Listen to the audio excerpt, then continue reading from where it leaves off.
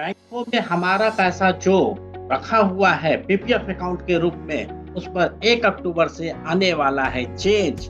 ये चेंज आपके लिए कितना है लाभदायक या है हानिकारक, इसी पर हमारे कुछ ऑडियंस ने, हमारे कुछ कस्टमर ने कुछ सवाल पूछा है कि सर ये जो 1 अक्टूबर से चेंज आने वाला है ये हमारे पर कितना अप्लीकेबल होगा और इस सिनेरियो में क्या होगा। मैं Manish Kumar Sinha cross business boundary में आपका स्वागत करता हूं और आज हम सवाल आपके जवाब हमारे सीरीज में बात करेंगे कि पीपीएफ पर जो भी चेंज हुआ है, जो 1 अक्टूबर 2024 से रूल चेंज हो चुका है, उस पर आपके जो सवाल हैं उन सवालों का जवाब।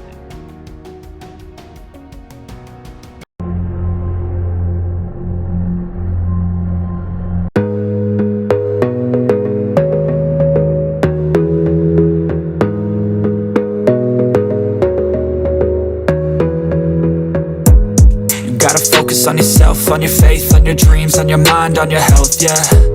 You gotta work, never tell, keep your head down, find what you love and excel, yeah. Push and pull and repel any hate, go create what you want, feel compelled, yeah. And once you finally get a taste of the race, you'll never look back once you felt that. Don't let somebody take your time and your worth, just focus on yourself first. Don't let somebody take your time and your worth, just focus on yourself first.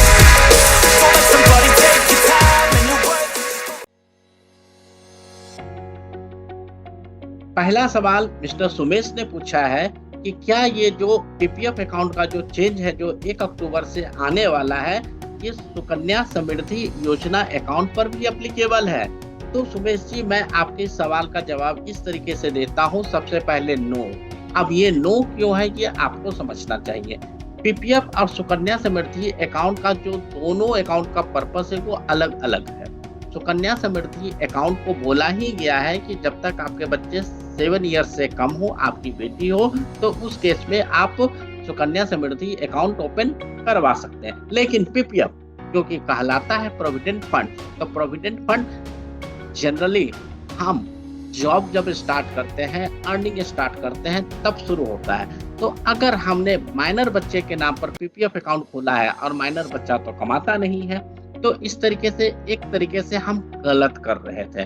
तो ये दोनों account का purpose ही अलग अलग है। इसलिए आपका जो सवाल है, अगर आपके पास सुकन्या समृद्धि अकाउंट 1, 2 या 3 है, मान लेते हैं कि आपके 2 बेटी हैं, 1 बेटी है, 3 बेटी है, जो भी बच्चे हैं और उनके लिए आपने सुकन्या समृद्धि अकाउंट ओपन करवाया हुआ है, तो उस पर ये रूल एप्लीकेबल नहीं होगा। मतलब जो अकाउंट आपने ओपन किया है वो एज इट इज चलते रहेगा। हमारा दूसरा सवाल मिस्टर अनिल का है कि उन्होंने बताया कि मेरा एक पीपीएफ अकाउंट है जो मैंने अपने माइनर बेटा के नाम पर अकाउंट खोला हुआ है, तो अब सर मुझे क्या करना होगा? क्या जो 1 अक्टूबर से चेंज आ रहा है मुझे उस पर एप्लीकेबल हूँ या नहीं? तो आपको अनिल जी करना क्या है, सबसे पहले आपको उस अकाउंट में पेरेंट का केवाईसी करना है। अगर उसमें पहले से ही आपका और आपकी वाइफ का नाम डाला हुआ है तो बहुत अच्छी बात है, तो पैन और आधार कार्ड से आप केवाईसी कर लें। इसके बाद 18 साल तक ये नॉर्मल अकाउंट ट्रीट होगा। जैसे अभी आपके बच्चे की एज अप्रॉक्स 10 से 11 साल है, तो ये 18 साल तक ये नॉर्मल अकाउंट ट्रीट होगा। और इस नॉर्मल अकाउंट में पोस्ट ऑफिस का जो भी सेविंग अकाउंट का रूल होता है, लाइक 4% के अप्रॉक्स आज की डेट पर है, तो वो आपको 4% इंटरेस्ट मिलते रहेगा। जब ये बच्चा 18 साल का होगा तब वो कन्वर्ट हो जाएगा पीपीएफ अकाउंट में, और जो पीपीएफ अकाउंट का लॉक इन पीरियड होता है 15 साल का, वो 18वें साल से कैलकुलेट होगा। मतलब कि अगर आपने 2020 में कोई अकाउंट खुलवाया था और ये सोचा था कि 15 साल बाद ये पैसा मैं फ्री करवा लूंगा, तो आप गलत हो। 2020 में आपके बच्चे की एज 10 साल की थी, तो ये 2028 में ही पीपीएफ में कन्वर्ट होगा। मतलब कि अब जो 15 साल काउंट किया जाएगा 2028 से लेकर 15 साल, मतलब ये 2043 तक जाएगा। उसके बाद ही ये पैसा आप विड्रॉ कर पाओगे, और जो 8.5% का इंटरेस्ट है 18वां साल के बाद ही होगा। और एक चीज ध्यान रखना है कि आपको उस अकाउंट में जाके कंफर्म करना पड़ेगा कि आपका बच्चा पीपीएफ हो गया है, आपका बच्चा एडल्ट हो चुका है और मेरे इस अकाउंट को पीपीएफ में कन्वर्ट कर दीजिए। तो जो पीपीएफ कन्वर्जन होगा वो 18वें साल के बाद ही। अगेन मैक्सिमम आप 18वें साल के बाद 1.5 लाख रुपया ही रख सकते हैं, इससे ज्यादा पर ईयर अलाउड नहीं होगा। मिस्टर रुपेश का सवाल है कि मैंने अपने स्पाउस के नाम पर अकाउंट खोला हुआ है, तो सर मेरे को क्या करना होगा? क्या मेरे को अकाउंट क्लोज करना होगा या मेरे को अकाउंट चलते रहने देना होगा? तो मिस्टर रुपेश, आपको सबसे पहले ये समझना है कि आपने जो अपने स्पाउस के नाम पर अकाउंट खोला है, आपको उनका स्टेटस देखना होगा। स्टेटस इन सेंस में कि वो वर्किंग है या नॉन वर्किंग है। तो अगर वो वर्किंग है और उनका अपना इनकम है 5 लाख साल का, 6 लाख, 10 लाख, 25 लाख, 50 लाख, तो वर्किंग केस में उनका एक अपना सेपरेट अकाउंट होगा और उस सेपरेट अकाउंट पर वो अपने फॉर्म 16 में 80C अगर उन्होंने ओल्ड टैक्स स्कीम ऑप्ट किया हुआ तो 80C में उनको बेनिफिट मिलेगा, इंटरेस्ट भी एग्जम्प्टेड होगा और मैक्सिमम अमाउंट 1.5 लाख तक आप जमा कर सकते हो। तो वर्किंग केस में तो ये क्लियर कट है कि वर्किंग स्पाउस का अपना अकाउंट होगा, इसलिए आपको कुछ नहीं सोचना। लेकिन वही स्पाउस नॉन वर्किंग होगा तो क्या?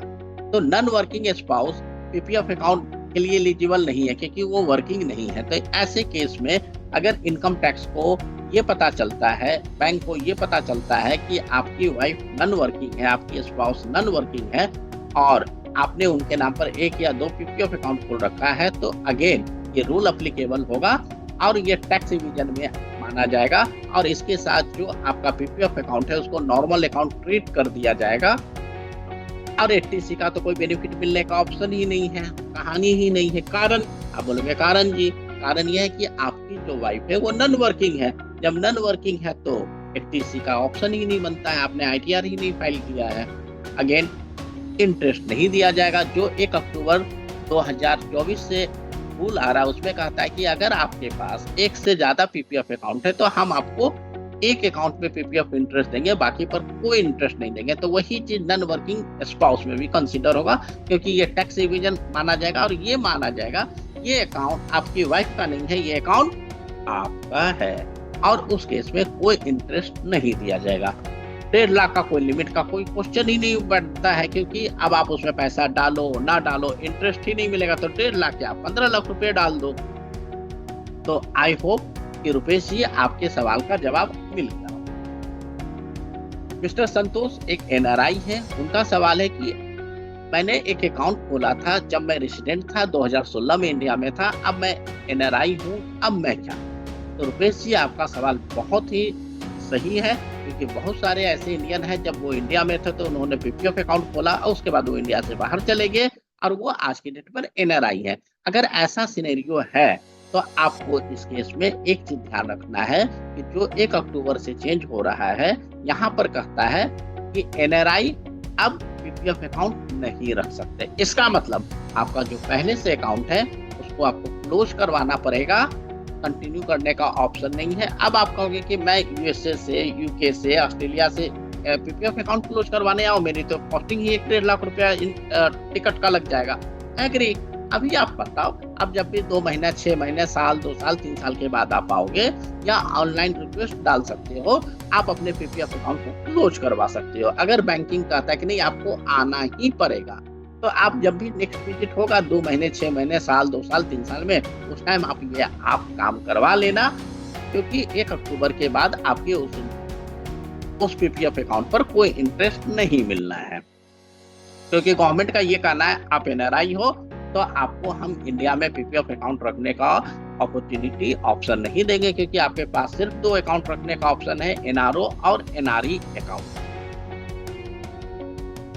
मिस्टर अमित का सवाल है कि मनीष जी मेरे पास 3 बैंकों में अलग अलग पीपीएफ अकाउंट है, 2 PSU बैंकों में है और एक मेरा प्राइवेट बैंक में है। प्राइवेट बैंक HDFC में है, PSU बैंक में पंजाब नेशनल बैंक और बैंक ऑफ बड़ौदा में है। तो ये रूल मेरे लिए 1 अक्टूबर के बाद क्या इम्पैक्ट करने वाला है? तो अमित जी सिर्फ ये प्रॉब्लम आपका नहीं है, आपके जैसे बहुत सारे लोगों का प्रॉब्लम है जिनके पास थोड़ा सा ठीक ठाक पैसा है। वो समझ रहे थे कि 8.5% इंटरेस्ट, एग्जम्प्टेड इंटरेस्ट कहाँ मिलता है। तो ये बहुत ही सिक्योर्ड इन्वेस्टमेंट था जो लोग ऑप्ट कर रहे थे और बहुत सारे लोग तो एक ही पीपीएफ अकाउंट में थोड़ा सा ज्यादा भी पैसा डाल रहे थे, 1.5 लाख से भी ज्यादा। तो ये सब सारी चीजें चल रही थी। अब आपको क्या करना है, रेसिडेंट अकाउंट है, मोर देन 2, 3, 4 पीपीएफ अकाउंट है, तो अब आपके पास सिर्फ एक अकाउंट होगा। तो अब आप कहोगे मेरे पास तो 3 है, तो अब एक अकाउंट का क्या मतलब है? तो इस सिनेरियो में आपको करना क्या है, मैं आपको बता देता हूँ। सबसे पहले आपको एक पीपीएफ अकाउंट चूज करना है। जैसे आपके पास, आपने बताया बैंक ऑफ बड़ौदा में है, पीएनबी में, एचडीएफसी में, इन तीनों में से एक अकाउंट आपको चूज करना है, बाकी अकाउंट क्लोज कर दिया जाएगा। अप्रैल 24 से लेके सितंबर 24 तक बाकी जो अकाउंट आप चूज करते हो उस पर सिर्फ 4% दिया जाएगा और वो टैक्सेबल होगा। नो इंटरेस्ट 1 अक्टूबर के बाद उन तीनों अकाउंट में आपको कोई इंटरेस्ट, लेकिन जो आपने अकाउंट प्राइमरी अकाउंट चूज किया था तो डेफिनेटली उस अकाउंट पर आपको इंटरेस्ट मिलेगा, वो भी सारे 8% के रेट से एग्जम्प्टेड इंटरेस्ट मिलेगा। क्लोज और मैक्सिमम आपका 1.5 लाख का बेनिफिट मिलेगा। मतलब कि आपने इस साल में तीनों अकाउंट में 1 लाख रुपया डाला था, तो आप कन्वर्ट भी तीनों अकाउंट को एक में कन्वर्ट करते हो, ट्रांसफर करते हो, तो आपको 1.5 लाख का ही बेनिफिट मिलेगा और नेक्स्ट ईयर से आप मैक्सिमम 1.5 लाख ही डाल सकते हो। और ये आप तो अकाउंट, 2 अकाउंट को क्लब कर सकते हो या अकाउंट को क्लोज करवा सकते हो। तो इस तरीके से हमने देखा कि कुछ जो हमारे ऑडियंस है उनके बहुत सारे सवाल आए। तो इसी तरीके से अगर आपका भी कोई सवाल हो तो किसी भी टॉपिक पर तो आप हमसे पूछ सकते हैं और हमसे सवालों का जवाब पा सकते हैं। तो सवाल आपके जवाब हमारे में इस सीरीज में आज हम यहीं पर क्लोज करते हैं। ये वीडियो अगर आपको अच्छा लगा हो तो आप इस वीडियो को लाइक करें, लोगों के साथ शेयर करें और हमारे चैनल को सब्सक्राइब कर लें, सो नेक्स्ट वीडियो का नोटिफिकेशन आपके पास आ जाए। और आपका कोई भी सवाल हो तो आप हमारे साथ जुड़े। Thank you.